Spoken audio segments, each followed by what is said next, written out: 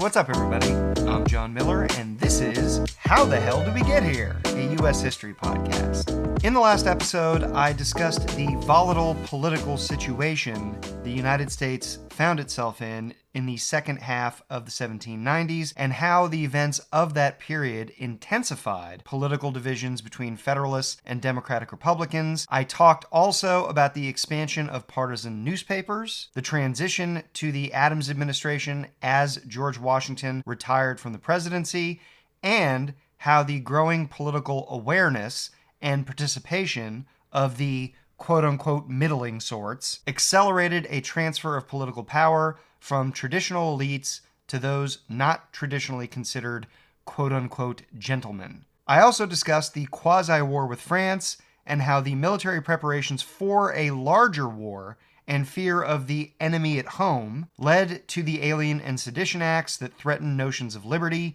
and other fundamental revolutionary values held by many Americans. In this episode, I will discuss the Revolution of 1800, as it is often referred to by historians and social scientists, in which Thomas Jefferson and the Democratic Republicans won political power over the federal government, not just the presidency, but Congress as well. And they took it away, as they did this, from the Federalists and embarked upon a quarter century of political dominance in the United States. I will also talk about why Jefferson and the Republicans won, why the Federalists lost, and what this peaceful transfer of power meant to the United States. But before I do all that, I'd like to ask y'all to please like and subscribe. It very definitely helps me and the channel, and if you're enjoying what I'm doing and you'd like me to keep doing it, subscribing is the best possible way that you can do that. Spreading the word also definitely helps, but subscribing to start is fantastic. I'm enjoying doing this, and I'd like to keep doing it, and as I've mentioned before, the analytics tell me that there are quite a few people continuing to come back and watch, which I definitely appreciate, but not subscribing just yet, so if that's you, please subscribe. I really appreciate it, as I appreciate your time. Thanks very much.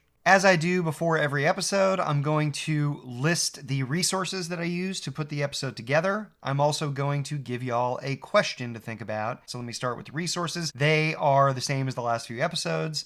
Once again, it's The American Pageant, which is a common U.S. history textbook, as is Give Me Liberty, another common AP U.S. history textbook. I'm still referring to John Adams, the biography of John Adams by David McCullough. I'm still using The Art of Power, a biography of Thomas Jefferson by John Meacham, and I am very much still referring to Empire of Liberty, a book in the Oxford History of the United States series by Gordon S. Wood. So those are the books that I use to put together this episode. The question that I think it would be good for y'all to think about as I'm going through this stuff is as follows. Was Thomas Jefferson and the Democratic-Republicans' electoral triumph in 1800 more a product of their appeal to American voters, or more of a reflection of the evolution of American democracy and Federalists' failure to recognize and adapt to this evolution? I'll say that one more time. Was Thomas Jefferson and the Democratic-Republicans' electoral triumph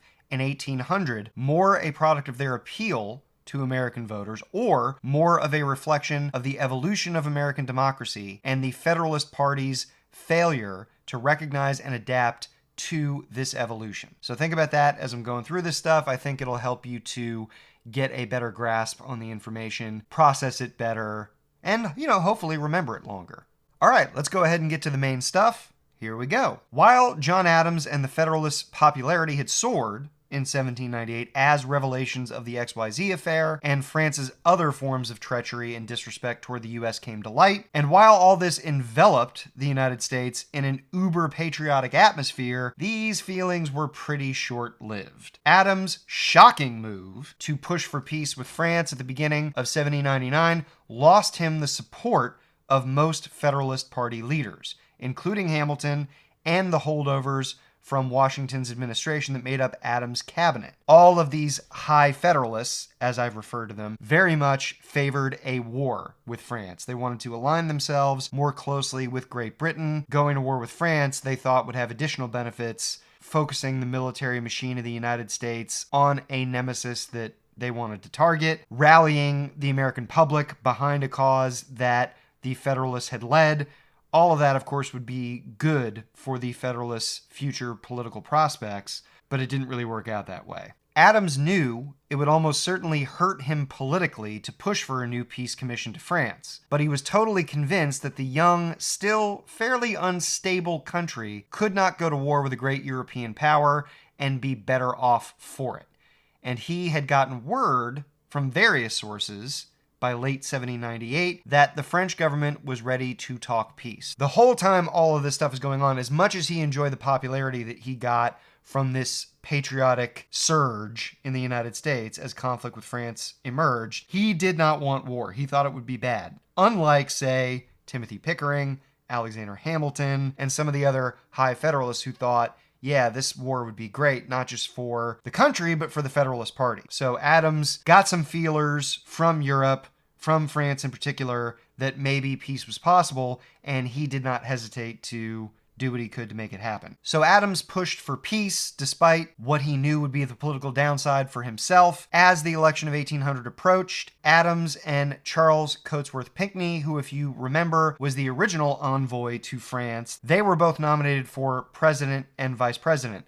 However, it wasn't really very clear, according to either the leaders of the Federalist Party or a lot of the voters, who was going to be running for what here exactly. Adams was out of favor with a lot of the leadership of the Federalist Party, and they'd kind of made it known that Adams may not be their guy.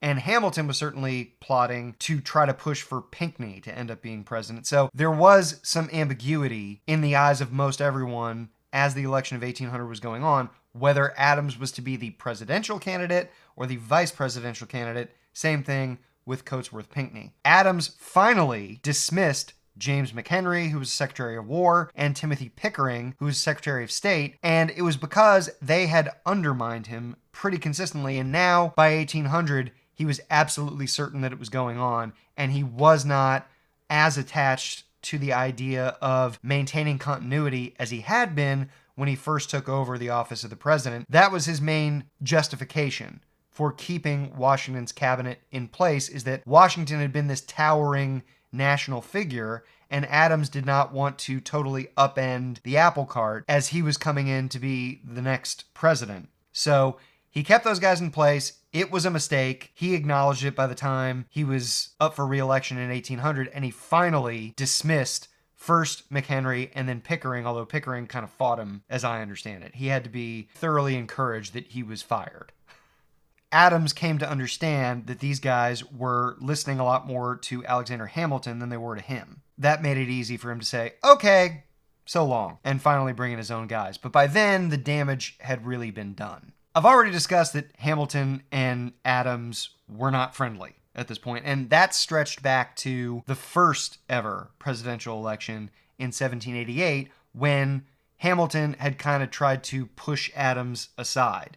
Not because Hamilton disliked Adams, not because he thought that Adams was incompetent. He just didn't totally understand where Adams was coming from and thought maybe somebody else might be a better choice. He also was considering that he wanted Washington to be the unanimous choice, and he thought that Adams might snatch a few votes away from Washington, and therefore Washington would not be unanimous. So Hamilton moved to encourage some folks not to vote for Adams, and Adams caught wind of it, and that was kind of the beginning of the souring of the relationship between John Adams and Alexander Hamilton. By the time John Adams' presidency was over, they were like mortal enemies. Even though Jefferson was in the opposite party and Jefferson and Adams disagreed on a lot more as far as the issues were concerned, Adams and Hamilton were on far worse terms, from Adams' point of view, certainly, than Adams and Jefferson were. I mean, Adams and Jefferson weren't on great terms, but I think it's fair to say that Adams didn't despise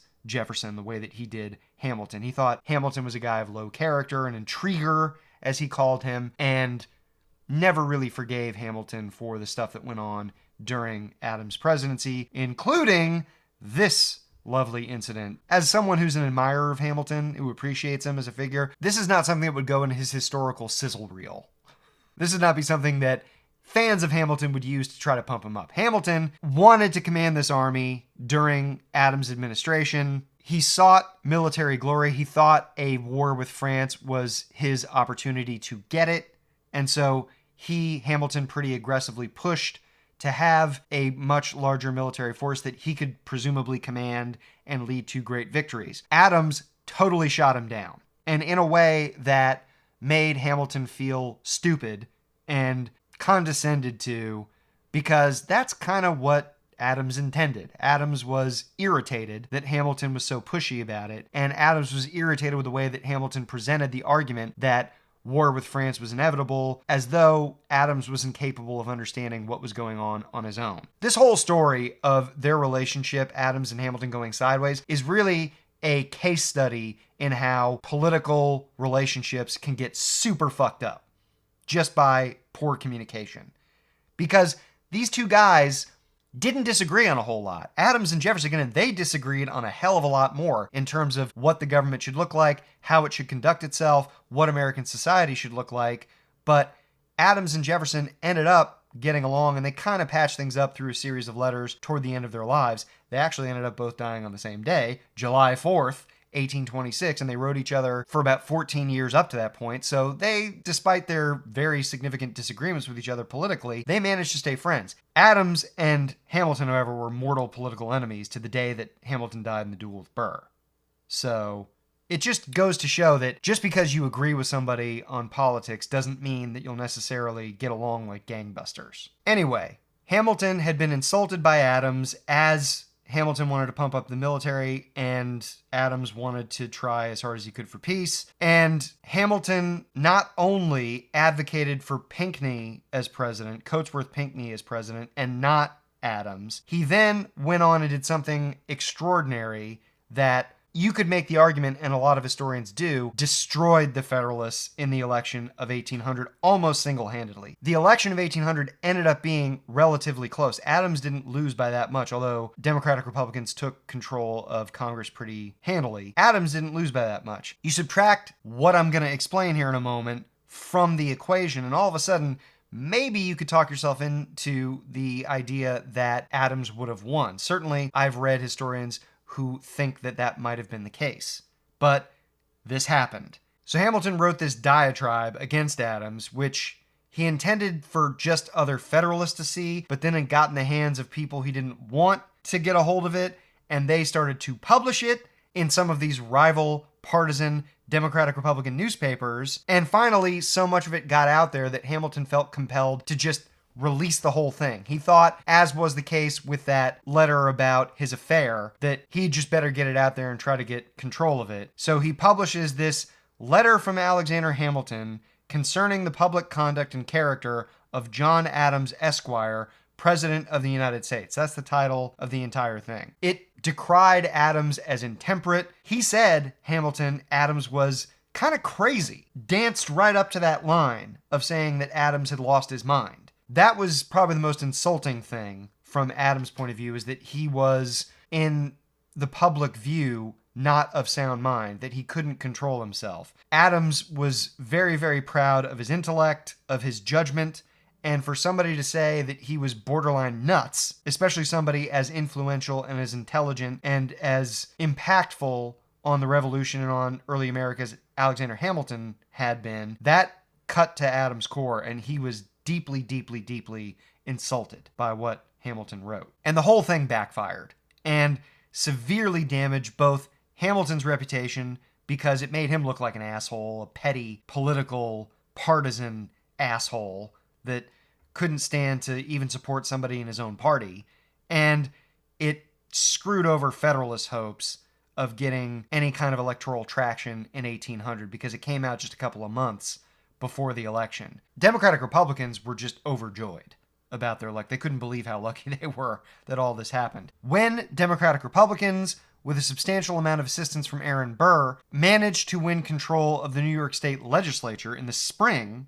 of 1800, the writing was very much on the wall for what was going to happen in the fall of 1800, that the Federalists were going to lose, because the way that the state of New York decided its presidential electors for the Electoral College back then was that the state legislature, the state government of New York, picked who the electors were going to be, in much the same way that state legislatures picked who the senators from a state were going to be. So the fact that Democratic Republicans controlled the state legislature of New York meant that the electors were going to be chosen by Democratic Republicans in the state of New York. And of course, they would then pick the Democratic Republican candidate, Thomas Jefferson in this case. New York was sort of a swing state. That's why it was such a big deal. New York was right next to New England, which was very much Federalist territory.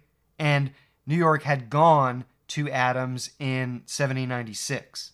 So the idea that New York would now go to Jefferson, that let the Federalists know that they were almost certainly going to lose. And as though Hamilton's letter talking shit about John Adams was not bad enough, perhaps the thing he did that is most difficult to excuse or to justify, he also did in 1800, and that is that when the Democratic Republicans won control of the New York State legislature, Hamilton, a New York guy, wrote to another New York guy, John Jay, who was governor at this time, and tried to get Jay to somehow invalidate the election results that had the Democratic Republicans taking over control of the state legislature. That is pretty inexcusable. That is inexcusable. It's not pretty inexcusable. I can't qualify it at all. That is inexcusable. You can't believe in democracy. You can't hold principles together like that. And then just when things don't go the way you want them to go, decide, just kidding. No, you know what? We can overturn it. And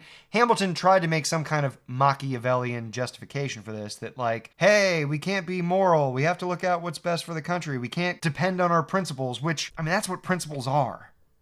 You know, principles are things that you stick to when it's difficult. That's what makes them principles, right? So the fact that Hamilton tried to just get Jay to invalidate the results of a totally legitimate election because Hamilton, didn't like the results, it's pretty damning.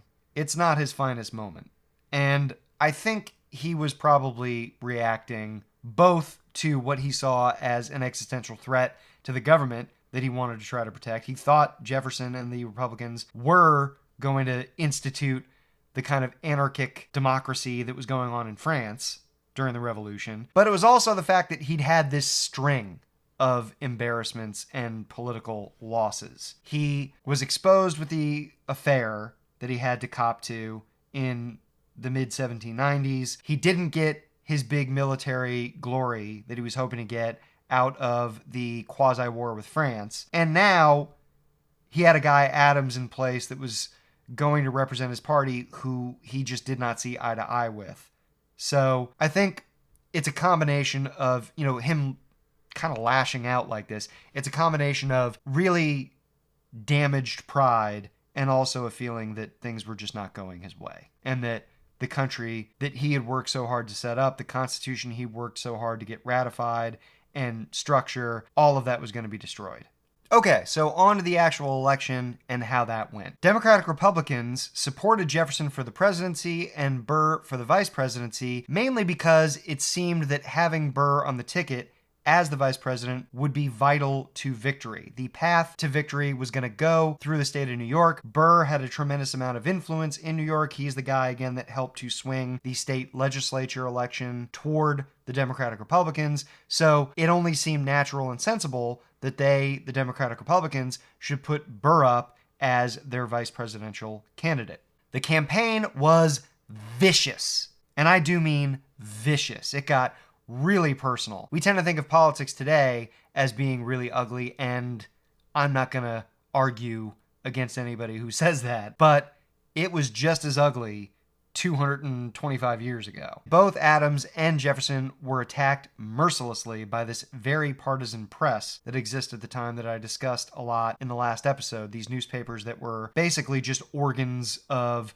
whatever political party they supported. Jefferson was accused of being an atheist, a spendthrift, somebody who just went through a shitload of money, which there was a lot of truth to that. He was accused of being more French than American. He was disloyal to the Constitution. He favored states' rights over the Union. Again, there's kind of a lot of truth to that. And Jefferson was castigated as an idealistic, naive weakling by the Federalist press. While Adams was labeled a monarchist, a charge that went back a long way, he was also caricatured as more British than American, just like Jefferson was caricatured as being more French than American. Adams was labeled as old, incompetent, that he'd secured mistresses for himself and for other Federalists from London, which he had a good laugh about, and most hurtful to Adams, that ran parallel to what Hamilton had written, that he was completely intemperate and perhaps insane. As I've discussed in previous episodes, campaigning for president was not really a thing yet. That's not something that was seen as appropriate. So neither man campaigned for himself. Their partisans did a lot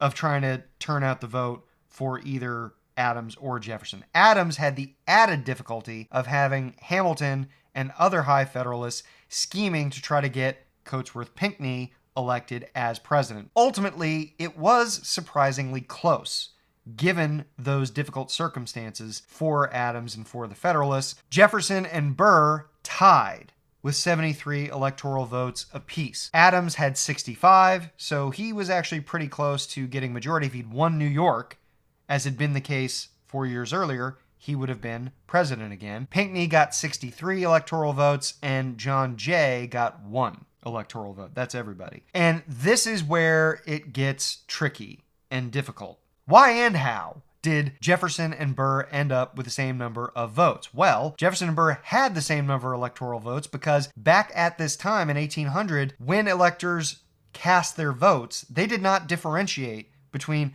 who they were voting for president and who they were voting for vice president. So they just voted for this guy and this guy. And they did not say Jefferson for vice president and Adams for president, or Burr for president and Pinckney for vice president, or whatever.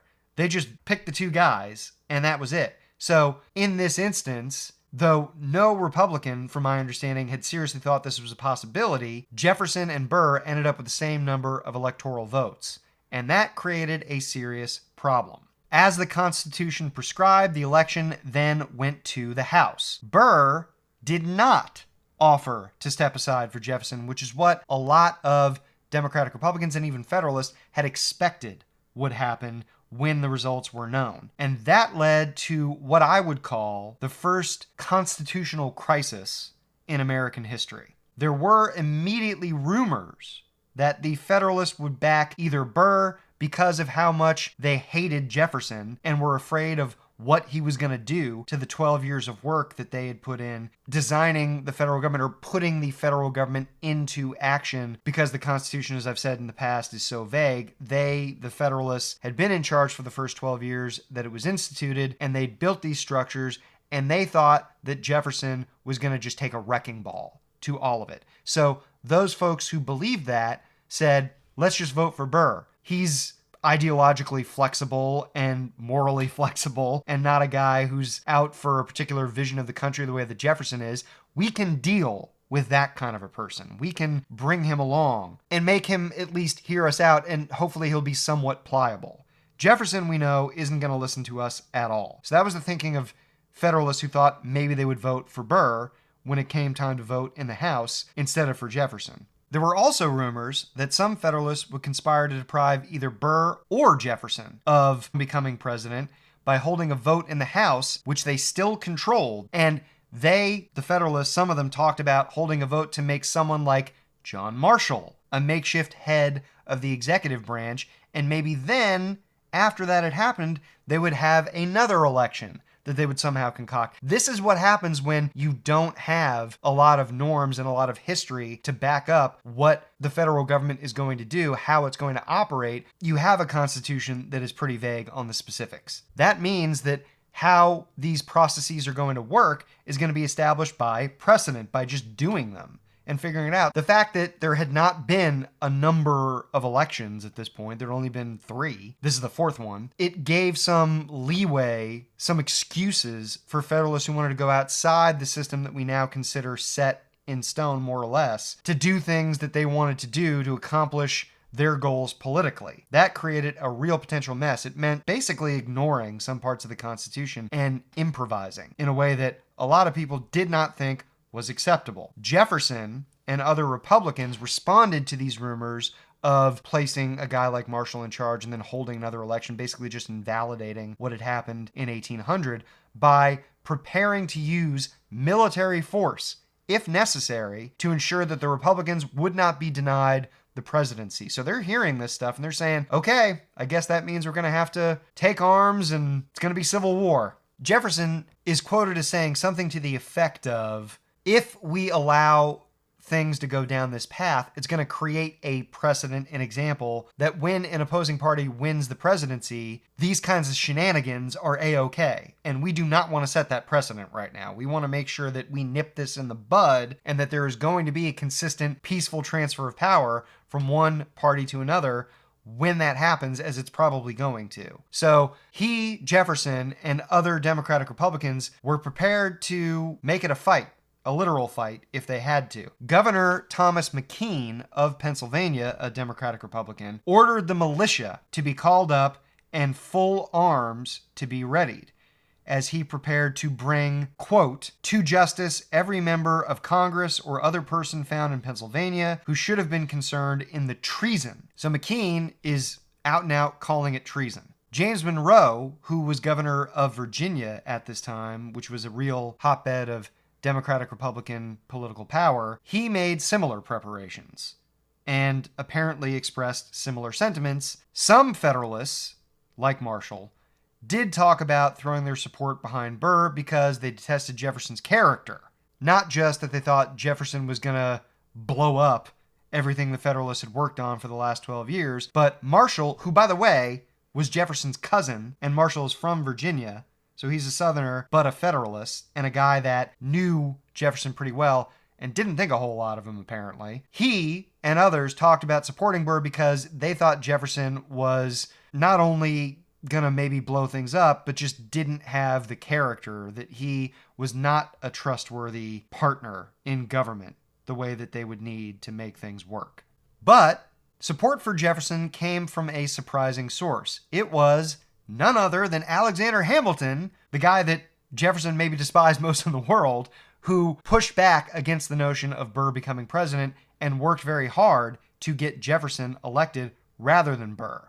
Burr, in Hamilton's view, was totally unworthy of the office of the president. And as much as Hamilton disagreed fundamentally with Jefferson on many things, Hamilton, believed that Jefferson was at least a man of character, or as he put it kind of insultingly, at least Jefferson had pretensions to character. Burr, Hamilton thought, was a totally dangerous guy because Burr had no principles, according to Hamilton. Burr was totally Machiavellian, all about expediency and what would benefit himself. And that kind of a person, in Hamilton's view, was dangerous to be in the presidency. Over the course of several days, in mid-February 1801, 35 votes were held in the House, with none granting a majority of 9 states to the winner. And the way that this worked, again as a reminder, is that every state delegation in the House would vote as a group to determine who it would be, which of the candidates it would be that got that state's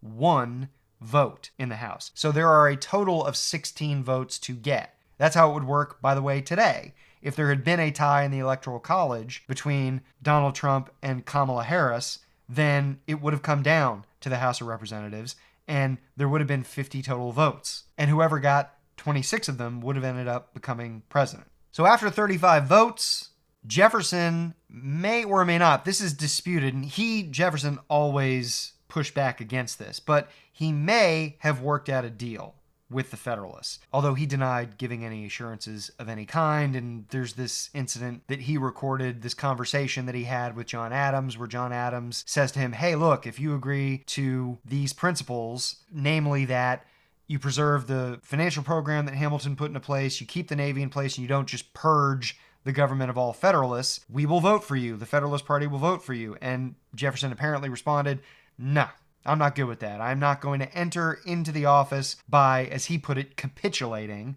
I want the freedom of my conscience and of my judgment to do what I want to do. So Adams famously said, well, then it's got to play out how it's going to play out. And there's nothing I can do to help you. Apparently, though, something got worked out in the House, and what happened is that Jefferson may or may not have given assurances to a Republican General Samuel Smith, and Samuel Smith approached Federalist Congressman James Bayard that Jefferson would preserve the Federalist financial program, maintain the Navy, and not purge the government of Federalists en masse if the Federalists would agree to vote for him. Jefferson always denied that he made these communications to Smith, and Smith, I guess, later came out and said, oh, I just assumed that Jefferson would say this stuff. I'm not sure exactly who's telling the truth. Could be that Smith was just covering for Jefferson later. Who knows? Either way, Bayard took that message back to his Federalist colleagues, and that was enough to convince a few Federalists to at least abstain. On the 36th ballot, Jefferson finally was elected as president. I think he got 11 or 12 of the states to vote for him, with 2 abstaining. So that's how Jefferson ends up becoming president. The fact that this is referred to as the Revolution of 1800 is indicative of just how big a deal it was at the time. To put it mildly, it wasn't common for people to hand over power in a government to another group that disagreed with them pretty heartily on most everything. So Jefferson's victory, it's a big deal. Not just because of what his presidency would mean for the country and the fact that he would do a lot of things as president, and the Democratic-Republican Congress would help him along the way to change what the direction of the government had been in the first 12 years it existed. So it's not just consequential for that reason. With Jefferson's ascent to the presidency, the United States survived its first real test of governmental/constitutional legitimacy. It could have gone wrong in a number of ways. I talked about the fact that the Federalists toyed at least with the idea of just tossing out the election. I talked about how Hamilton tried to upend the election in the New York State legislature. I talked about the fact that Burr might have been given the presidency, and that itself might have been pretty damaging to the country because Burr was nowhere near the national figure, with nowhere near the sort of vision for the country that Jefferson had. So any of those things, plus a lot of other things, could have gone wrong. But commitment to the system ultimately did prove durable, which meant a lot at that time when you don't have a lot of precedent and you don't have a lot of things, a lot of tradition holding things in place. Even in the face of vitriolic partisan disputes throughout the country, things proved durable, and the Constitution was able to last through this very real crisis. This was one of the very first peaceful transfers of power from one faction to another faction in the history of the modern world. And it was an important test for the country because, once again, principles and laws and fundamental rules of operation only really matter when they are stressed and they come through that stress. It's easy to do things when things are easy. It's a lot more difficult to carry out principles, to carry out procedures as they are written when there's a lot at stake and people disagree with each other, and especially when it's kind of chaotic. And I'll get to, at some point, the example of Lincoln holding an election as the Civil War was going on. That speaks to this as well. Many in Europe who were mocking the United States the entire time that it existed, they were like, oh my God, this is going to collapse any minute. And many of them were pointing to this election in 1800 as the moment when things would fall apart. They saw this experiment in republicanism as bound, doomed for failure. And this would be the moment, as things were being sorted out over the course of a few months in 1800, where it would all fall apart. But it didn't. One of the greatest consequences of this election is that Federalists never again regained the sort of power they had during the first 12 years of the federal government's existence. The dominant view within the party was just totally out of step with the much more democratic desires of most Americans as articulated by Jefferson, by Madison, by James Monroe, and other leaders of the Democratic-Republican Party, and as put into effect by the election of so many men of modest backgrounds to all levels of government in the 1790s and in the early 1800s. What the Federalists had been pitching, what they believed in, this idea of this elite, gentlemanly class of people who would be those in government, it just fell flat with Americans. And in the 1790s and afterward, Americans made it known they wanted a say in their governments at every level. And this notion of protecting the government, protecting the United States, protecting the Constitution from a mobocracy, it just wasn't defensible anymore, as Americans voted for people who espoused the nobility and the importance of average Americans